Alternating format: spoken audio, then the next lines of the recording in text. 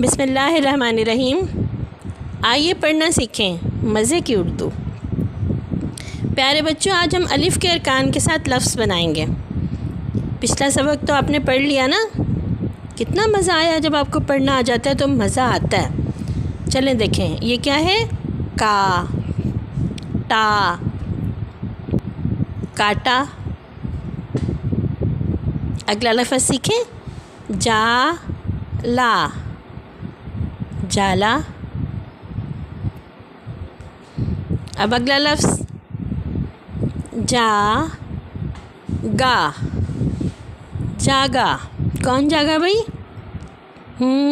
ये लड़का जागा। इसने दुआ भी पढ़ी होगी ना सो के उठने की। अच्छा प्यारा बच्चा है ना।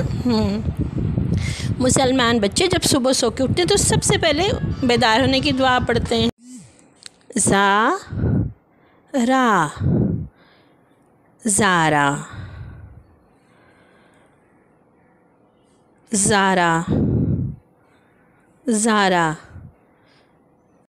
दा, दा, दादा, दादा, दादा, दादा। बस आज का सबक यहाँ तक। आप इसको दोहरा लें। देखिए इंशाल्लाह आपको ख़ुद ब खुद पढ़ना आ रहा है ना, और मज़ा भी आ रहा है। तो इसीलिए तो है ये उर्दू, मज़े की उर्दू। अगले सबक के साथ फिर मिलेंगे इंशाल्लाह। अल्लाह हाफ़िज़।